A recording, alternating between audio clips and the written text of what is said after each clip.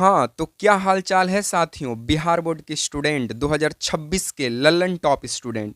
तो साथियों, मैं हूं नित्यम उपाध्याय और मैं अपने ही प्यारे से यूट्यूब चैनल नित्यम बिहार बोर्ड पर दिल खोल करके आप सभी साथियों का स्वागत करता हूं। क्योंकि अगर आप मेरा वीडियो देखने आए हैं तो कहीं ना कहीं आप क्लास 10th में हैं और 2026 में बिहार बोर्ड को फोड़ना चाहते हैं, तो एकदम सही जगह पे आए हैं साथियों। क्योंकि नित्यम बिहार बोर्ड एकमात्र ऐसा चैनल है जहां पर आपको मोस्ट इंपॉर्टेंट सब्जेक्टिव प्रश्न कराए जा रहे हैं जो 2026 के एग्जाम के लिए बेहद ही महत्वपूर्ण है साथियों। अगर आप 2026 में बिहार बोर्ड का एग्जाम देना चाहते हैं तो आपको मालूम होगा कि बिहार बोर्ड के द्वारा ऑफिशियल मॉडल पेपर जारी कर दिया गया है।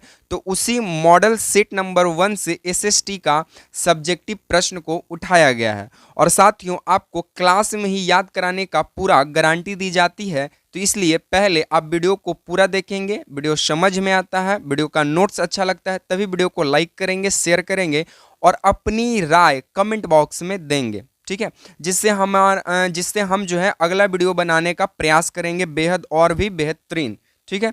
तो चलिए आपका समय को बिना गवाए हुए सीधे सवालों पर प्रहार करते हैं। और अगर 2026 में फोड़ना है तो नित्यम बिहार बोर्ड चैनल को सब्सक्राइब करना मत भूलिएगा। चलिए देखिए, जैसे में कि सबसे पहला सवाल जो है आपके साथियों आ चुका है और सबसे पहला सवाल बोलता है बाबू कि आदि औद्योगिकीकरण से क्या अर्थ है। आप अपना मॉडल सेट नंबर 1 एसएसटी का निकालिए और इस सब्जेक्टिव प्रश्न को मिलाइए। सवाल यही बोल रहा है कि आदि औद्योगिकीकरण से क्या अर्थ है। तो आप एक बात बताइए, आदि आपको कहाँ मिलेगा? तो आदि घर में मिलेगा। आदि कहाँ मिलेगा? घर में मिलेगा। और औद्योगिकीकरण मतलब क्या होता है? कर कारखाना लगाना। तो सवाल से आप आंसर निकालिएगा। आदि औद्योगिकीकरण का अर्थ है कारखानों के बनने से पहले घरों और गांवों में हाथ से वस्तुओं का उत्पादन होता था। साथियों, आज का जो हमारा शहर का जो टाइम है, शहर में दिन पर दिन देख रहे हैं कि कर कारखाना लग रहा है, लेकिन आज न लग रहा है जी। आज से बहुत समय पहले प्राचीन समय में घरों में, गांवों में हाथ के द्वारा वस्तु को क्या किया जाता था? उत्पादन किया जाता था। हाथ के द्वारा वस्तु को बनाया जाता था। उसके बाद इसमें किसान और कारीगर अपने घर का काम भी करते थे और जो वस्तु बनाए उसको व्यापारी को दे देते थे और व्यापारी क्या करता था? माल को बेचकर पैसा जो है दे देता था। तो सवाल क्या है? तो सवाल है कि आदि औद्योगिकीकरण से क्या अर्थ है। तो आदि औद्योगिकीकरण से हम यही समझते हैं सर कि कार कारखाना बनने से पहले गांव में हाथ के द्वारा वस्तुओं का उत्पादन होता था। इसमें किसान कारीगर को अपने घर पर काम करते थे और व्यापारी को माल बेचने के लिए दे देते थे। व्यापारी माल बेचकर पैसा किसान को या फिर जो भी व्यक्ति बनाने वाला है उसको दे देता था। तो यही है आदि औद्योगिकीकरण, ठीक है। तो आदि औद्योगिकीकरण का मतलब यही होता है कि घरों में वस्तुओं का उत्पादन करना और उसे बाजार में बेच देना, ठीक है। ये होता है आदि औद्योगिकीकरण का अर्थ। तो आपके सामने ये नोट्स आपको लिख दिए हैं। तो इससे हमारा पहला नंबर सवाल जो है साथियों क्लियर हो जाता है, ठीक है। चलिए सेकंड नंबर हम अपने सवालों पर चलते हैं और सेकंड नंबर का सवाल क्या कहता है कि बंगाल विभाजन के निर्णय को वापस क्यों लिया गया। बताइए, बंगाल विभाजन जो 1905 में हुआ था बाबू, इसको वापस क्यों लिया गया। तो आपको बता दिए थे कि बंगाल विभाजन के खिलाफ जो है पूरे देश में जबरदस्त रूप से विरोध और आंदोलन किया गया। बंगाल विभाजन के खिलाफ पूरे देश में जोर जबरदस्त रूप से विरोध और आंदोलन किया गया।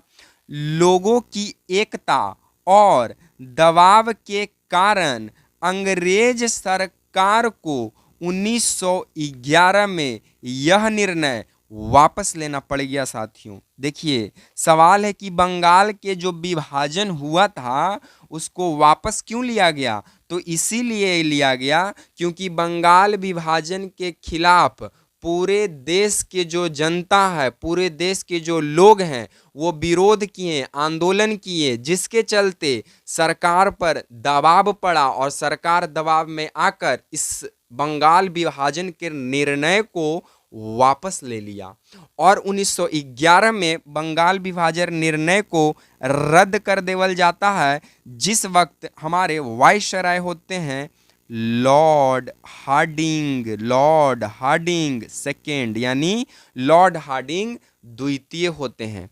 तो क्या सेकेंड नंबर सवाल क्लियर हुआ बाबू? चलिए तीसरा नंबर सवाल पे हम आगे बढ़ जाते हैं। तीसरा नंबर सवाल है कि यूटोपियन समाजवाद और वैज्ञानिक समाजवाद में अंतर लिखिए। देखिए, यूटोपियन समाजवाद खाली कल्पना पर आधारित था। यूटोपियन समाजवाद खाली कल्पना करता था, यानी खाली सोचता था कि भैया हम सोते सोते अमीर हो जाएं, हमारा पास फरारी आ जाए, हमारा पास मर्सिडीज आ जाए, हमारा पास गाड़ी आ जाए, हमारे पास धन संपत्ति आ जाए। तो ये खाली अपना जो व्यक्ति सोचने में जीवन को बिताता है उसको बोलते हैं यूटोपियन समाजवाद, और जो व्यक्ति सोचकर काम को करता है उसको बोलते हैं वैज्ञानिक समाजवाद। तो देखिए, यूटोपियन समाजवाद कल्पना पर आधारित था और वैज्ञानिक समाजवाद इतिहास और अध्ययन पर आधारित था। वैज्ञानिक समाजवाद सोचा, उसके बारे में पढ़ा, लिखा, अध्ययन किया और शुरू कर दिया काम। तो वैज्ञानिक समाजवाद जो है ना साथियों, ये अपने सोच को सोचता था और उस पर काम करता था, लेकिन यूटोपियन खाली सोचकर सोचते रह जाता था। तो यूटोपियन समाजवाद सोच पर आधारित था और वैज्ञानिक समाजवाद सोच के साथ साथ पढ़ाई लिखाई शिक्षा पर आधारित था। ठीक है, तो तीसरा नंबर भी सवाल आपका क्लियर हो गया। चलिए चौथा है कि बोल्शेवी क्रांति में मार्क्सवाद का क्या प्रभाव पड़ा, बताइए। सवाल क्या है कि बोल्शेवी क्रांति में मार्क्सवाद का क्या प्रभाव पड़ा। तो बताता है कि मार्क्सवाद ने समानता सिखाया, यानी लोग जो जितने भी मतलब कि रूस में जो लोग हैं वो क्या है, समान हैं। वर्ग संघर्ष सिखलाया। वर्ग संघर्ष कहने का मतलब होता है ऊंच नीच, जो जाति के लेकर भेदभाव के लिए जो लड़ाई किया जाता है ना, बोलते हैं फलना जाति ऊंच है, फलना जाति नीच है, तो इसके लिए जो लड़ाई झगड़ा होते रहता है इसको बोलते हैं वर्ग संघर्ष। पूंजीवाद का अंत। पूंजीवाद का मतलब जो व्यक्ति सोचता था कि हम धन संपत्ति बन जाएंगे, गरीब को सताएंगे, इन सब विचारों को क्या किया, अंत का विचार दिया। और इन्हीं विचारों से प्रभावित होकर लेनिन, आप नाम सुने होंगे, तो लेनिन ने 1917 में बोल्शेविक क्रांति की शुरुआत की। कहाँ से, रूस देश से। ठीक है, तो बोल्शेविक क्रांति में मार्क्सवाद का क्या प्रभाव पड़ा, तो मार्क्सवाद ने समानता, वर्ग संघर्ष और पूंजीवाद का अंत का विचार दिया और इन्हीं विचारों से प्रभावित होकर लेनिन ने 1917 में बोल्शेविक क्रांति कर दिया।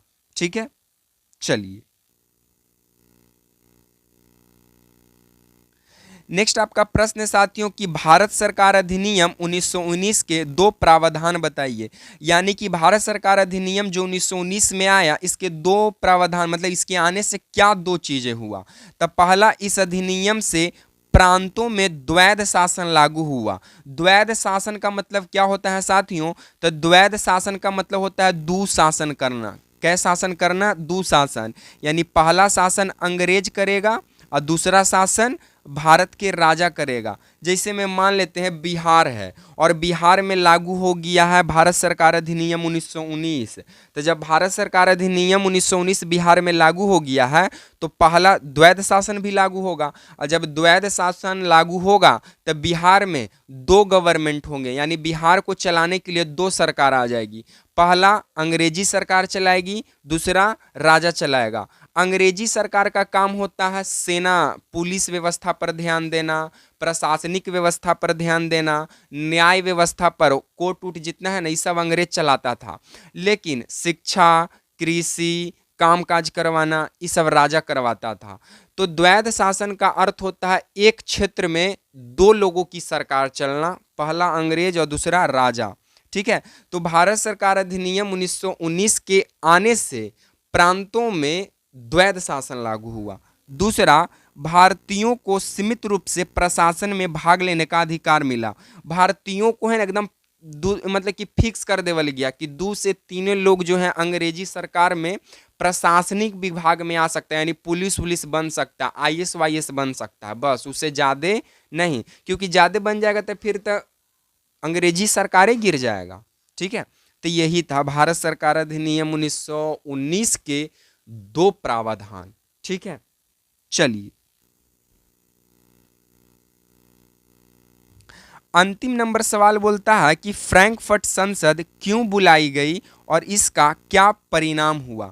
तो आपको बता दें कि जो फ्रैंकफर्ट संसद है ये जर्मनी को एकजुट करने के लिए और जर्मनी में लोकतांत्रिक व्यवस्था को बनाने के लिए बुलाया गया था। और फ्रैंकफर्ट की संसद 1971 में बुलावल गया था, लेकिन राजाओं ने इसका समर्थन नहीं दिया, क्योंकि राजा को डर था कि अरे भैया फ्रैंकफर्ट के संसद होगा तो फ्रैंकफर्ट में जैसी फ्रैंकफर्ट का संसद बैठेगी तो जर्मनी को एकजुट कर देगा और जर्मनी में लोकतांत्रिक ले आएगा। और जब एक जर्मनी एकजुटे हो जाएगा और जर्मनी में जब लोकतंत्र आ जाएगा तो राजा का मतलब कुछ ही रहेगा, राजा का मतलब तानाशाही, राजा का मतलब राजतांत्रिक व्यवस्था।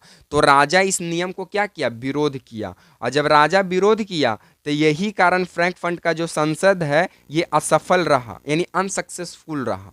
ठीक है, तो इस प्रकार से आपका मॉडल सेट 1 एसएसटी का सब्जेक्टिव प्रश्न क्लियर हो गया और आपके एग्जाम 2026 बिहार बोर्ड के लिए साथियों मोस्ट इंपॉर्टेंट प्रश्न है, तो आप इसको याद कर लेंगे। ठीक है, चलिए बाकी साथियों हम अपना सीरीज को यहीं पे विराम देंगे। नित्यम बिहार बोर्ड चैनल को सब्सक्राइब करके रखिए। प्रतिदिन आपको इस चैनल से अब सब्जेक्टिव ऑब्जेक्टिव मोस्ट इंपॉर्टेंट प्रश्न करवाए जाएंगे जो आपके सीधे 2026 के एग्जाम में हूबहू देखने को मिलेगा, इसकी फुल गारंटी दी जाती है। ठीक है, तो मिलेंगे नेक्स्ट वीडियो में। धन्यवाद।